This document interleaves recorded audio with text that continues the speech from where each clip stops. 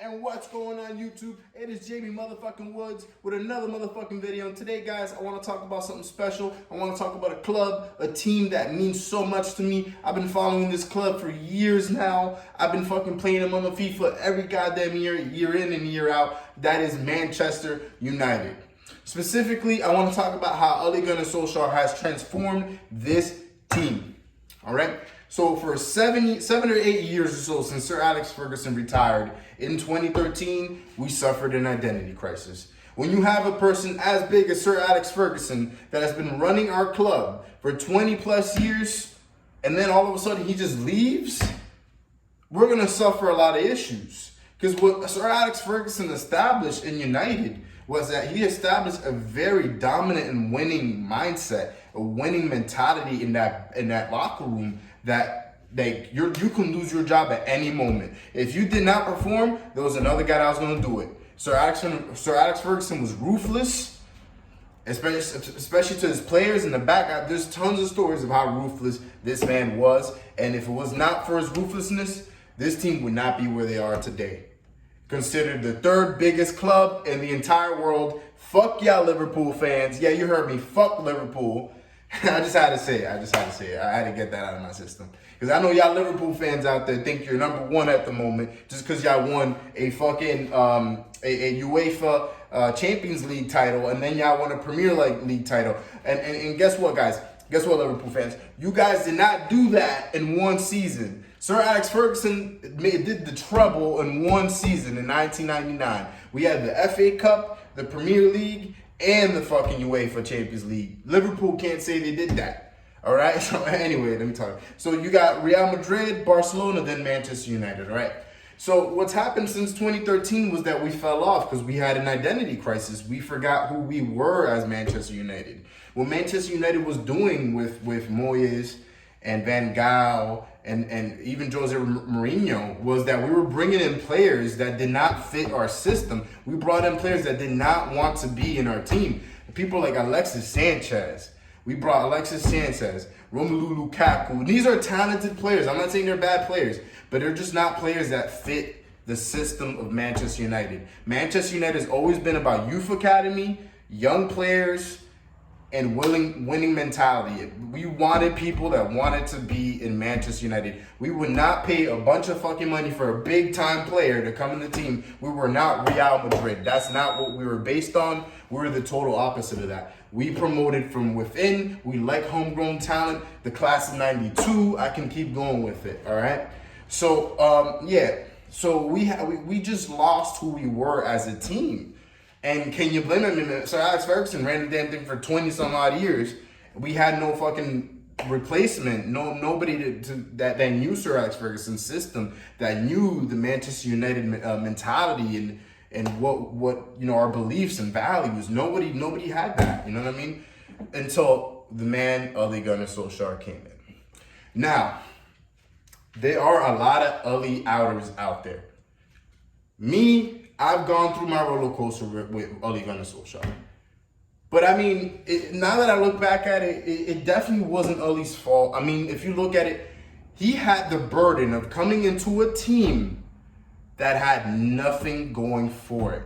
First of all, not like most of the team did not want to be in Manchester United. They wanted to go somewhere else, which explains why Lukaku left. Sanchez doesn't want to be there. Smalling doesn't want. All these players from that era, those 7 years or so, 7, 8 years after Sir Alex Ferguson retired, yeah, none of those motherfuckers wanted to be in our team no more.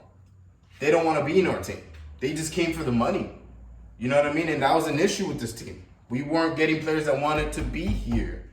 We weren't yeah, we had Rashford and a couple other players from the youth academy that did good things. But for the most part, we weren't doing that. We were depending on all these shitty older players, all these players from all these other teams that came in that we bought with big time money to fucking win us the league title. And yeah, we've won the Europa League. We came in second place with Jose Mourinho. You know what I mean? But that's not good enough. That's not Manchester United. Manchester United does not settle for second place. We are not the club to settle for second place. If you go into Spain and you told Real fucking Madrid if they would be okay with winning second place in their league or not winning the Champions League, they would not have it. Some clubs are okay with that. Arsenal, I'm looking right at you. Arsenal is perfectly fine with winning 8th place or whatever the fuck they were this year in the Premier League and winning the FA Cup, and that's a good season to them. Manchester United, that type of shit does not fly. Real Madrid, that does not fly. We are not a small team. Yes, some teams may look at us as a small team, but hopefully not for long. And the person I can fucking thank for this is Ole Gunnar Solskjaer. I'm 100% confident Ole Gunnar Solskjaer is going to take us back to the promised land. When Ole Gunnar came into the team, he had, like I said before, he had the burden of having a shitty fucking team, guys. Pogba was in and out of injuries. He was going through his shit with Jose Mourinho. Pogba did not want to be in our team. He was the best player in that team at the time that Ole Gunnar Solskjaer came into the team. Romelu Lukaku, very talented. The man did not want to be in the team. Alexis Sanchez, he was burnt out. He was over the hill. The man is no longer the player he used to be. He was still in the team. We had all these other players that just did not fit the system. And so we needed to revamp this team. We needed to rejuvenate this team. We needed people to believe. We wanted people to come into this team and actually want to be here. We wanted the players, the big players like Paul Pogba, who were having issues. We wanted them to stay. Paul Pogba's been in Manchester United for a very long time. You know, we didn't want to lose it. Paul Pogba's a world-class talent. And we were not treating him. I felt bad for Paul Pogba because this man is one of the most talented midfielders in the world, and the other managers were not utilizing him correctly. We had Anthony Martial, very talented fucking striker. We weren't doing shit with Anthony Martial. He had amazing games here and there, but the man was not fully capitalizing on his potential because he did not have the manager to kind of bring that out of him. A lot of players, Rashford, all these players, they were not getting as much playtime as they should have. And what happened when Ole Gunnar Solskjaer came by? This is what he did. Nice and slow. What he did was he started cutting the fat from the team. He cut the fat from the team. He got rid of Romelu Lukaku. He went to Inter Milan. Alexis Sanchez got on a loan to Inter Milan. And right now, I think he actually got sold like a couple days ago to Inter Milan. So the guy's in Inter Milan. Ashley Young, Inter Milan. Speaking of, Inter Milan really does love Premier League and Manchester United players. I don't know why. So Ashley Young, Inter Milan. And we got rid of all the fat. And I think people forget of when Ole Gunnar Solskjaer came in. I think the first 10 games or so that Ole Gunnar Solskjaer started for Manchester United, he was undefeated. He was undefeated, guys. I think people forget about his initial run with Manchester United, how good he was with the team that he had. We had Lingard, Juan Mata, all these guys starting for us. I'm no lie. We had all these people starting for us. Literally. I'll never forget that PSG game where we ended up making a comeback and winning it and advancing in the Champions League. That to me, that was probably the best moment besides us, getting Champions League recently. That's probably the best moment I think Ole Gunnar Solskjaer had with the team. Us beating PSG. A dominant team like PSG in the Champions League. And yeah, we got eliminated the next round. I think we faced Barcelona the next round. I forgot who we faced. We got eliminated, but just the fact we did that was kind of cool. The team that we had. So basically, after we ended off the 18-19 season kind of shitty. So we when Ole Gunnar first came in, it was amazing, and then the honeymoon was over, and then it was back to reality. Manchester United just couldn't pull their share. We ended up getting 5th place, Europa League, coming short of the Champions League. So here's what Ole Gunnar did in order to get us back to the Champions League. Ole Gunnar, this is the season, the 1920 seasons when we really started to kind of feel what Ole was doing. Because before in 18-19, no transfers. The man just came in midway through the season in December. Honestly, we did not know the impact or anything. He had to carry a lot of Jose's shit with him. But in the 1920 season, now he can get transfers. Now he can really get the players he wants to. Now he could really start developing these players and doing what he really wants to do, because the year before he couldn't do that. And he was inexperienced. He was coaching for other teams, but you know what I mean? When you first get into a job of this magnitude into the 3rd biggest club in the goddamn world, it's a lot of fucking pressure. So I think 1920, especially towards the second half of the season, is when we really started to see Ole shine. So first of all, in that summer of 2019, we got Aaron Wan-Bissaka. Right back was a position in this team that we have not addressed, that we have not been good in for a very long time. We got Aaron Wan-Bissaka to fill in that fucking position. And the man has been incredible. To me, he's been one of the best players of the season. Aaron Wan-Bissaka, you deserve a round of applause. I don't care how shitty you've been performing the last couple games of the season, but you've done for the majority, the 3/4 of the season, you have performed very good. I think Aaron Wan-Bissaka is probably right up there with Trent Alexander-Arnold as one of the best right backs in England at the moment, and maybe in the world if he continues at this rate. Second thing he did, he brought in Harry Maguire. Now, here's the thing, guys. Manchester United, before the 1920 season and the 18 to 19 season, we were conceding a lot of fucking goals. Our goal differential was ridiculous. I think we conceded 52 goals, around the 50. If I'm wrong, please correct me in the comment section. But we had, I think, about 52 or so amount of goals conceded. So, obviously, that's a defense issue. That's a defensive issue. And can you blame us? I mean, we had Chris Smalling, Marcus Rojo, or Lindelof. I think it was like a switch off, whatever the fuck it was. At left back, I think we had, who the fuck we had a left back there? Well, I think we had either Luke Shaw or Ashley Young was in right back.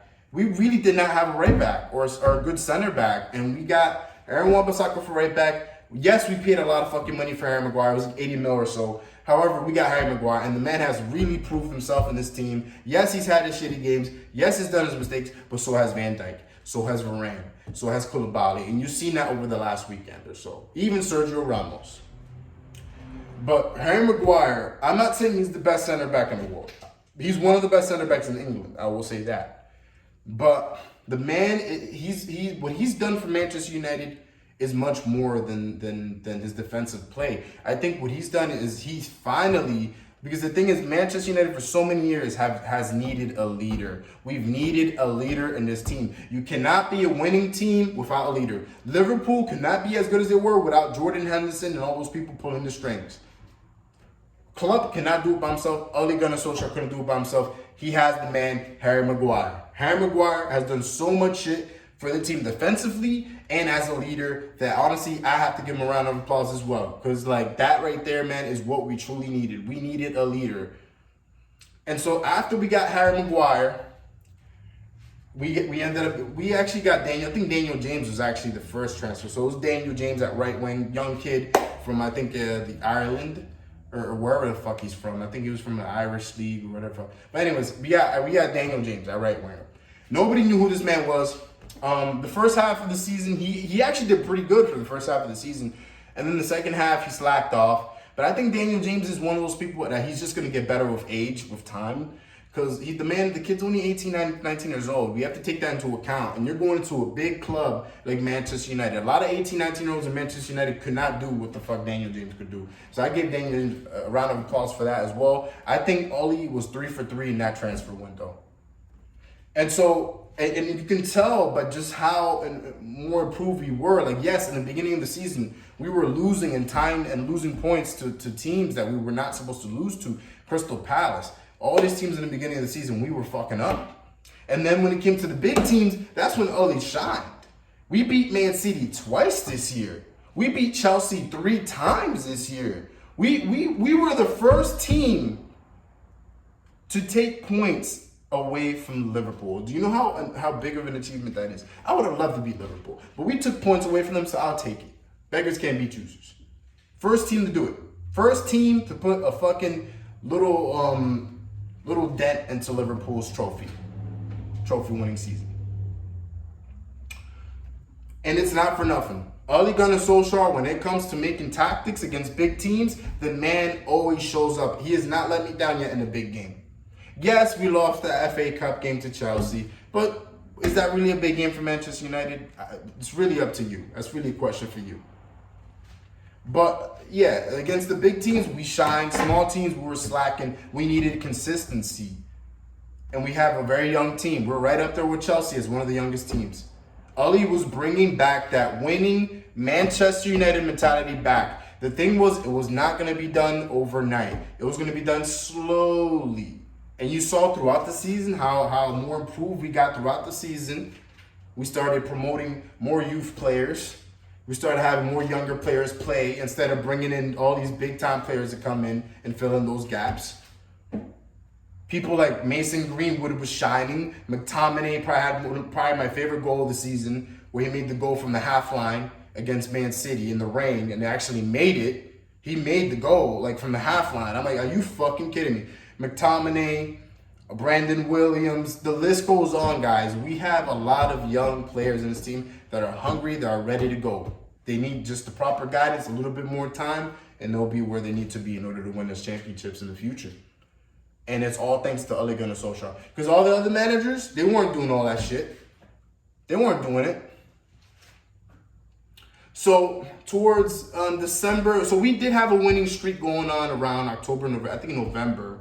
Rashford was doing great. Martial was doing great. Martial could probably be one of the best players of the season, actually. Rashford was in great form before he got injured.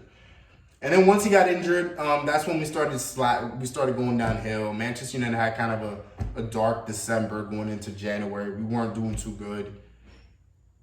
And then what happened was we ended up picking up Bruno Fernandes. And I think, to me, Bruno Fernandes was probably the transfer of the fucking season. This man transformed this team. He made it into what it is now, where we're sitting in third place of the Premier League. We're going into Champions League, steaming hot. And now all the eyes are on us. Like if Sir Alex Ferguson was coaching our team.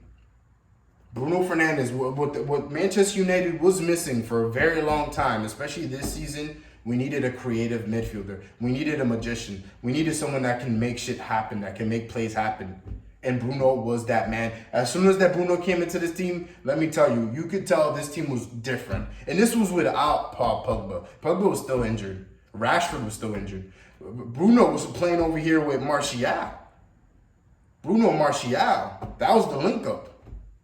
We had no Pogba. We had no Rashford. Rashford was fucking injured still. He was recovering. And we won all of those games up until the pandemic hit, and then we had to shut down the Premier League for a little bit.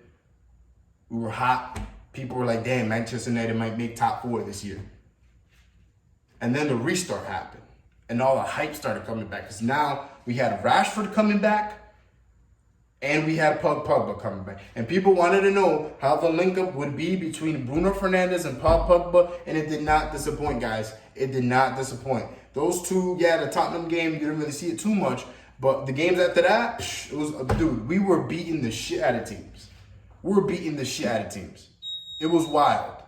And, let me just, my phone's acting up a bit. All right. Yeah, we were beating the shit out of teams. And it was fun to watch. It was great. A lot of great goals. Mason Greenwood was doing terrific. Rashford had his moments. Luke Shaw was performing very good. We just had a lot of things that was going on for us. Fucking Matic was performing very good at center defensive midfield. You could just tell that finally Ollie's work is finally starting to show. After a year and a half, we finally get to see what Ollie was starting to do. He was starting to make this team great again. He wants the players. He wanted the players to feel home. The players to want to be at the club, to die and bleed for the club. And you can tell how it is in that locker room. If you look at those videos in the locker room, if you hear what Paul Pogba's been saying about the team, the man wants to resign. The man is having fun. That tells you everything you need to know. Paul Pogba, before Ole Gunnar Solskjaer, wanted to leave the club. He wanted to leave it. He didn't want to be there anymore. And then now, since the restart, Paul Pogba was like, there's something different about this team. There is something different. And it's because what Ole Gunnar Solskjaer has established was he's established a great locker room. He got rid of all the toxic players, and then he kept all the players that wanted to be here, started promoting more youth players, and we have ourselves a team that can potentially become the best in England, maybe in the world, just as it was with Sir Alex Ferguson.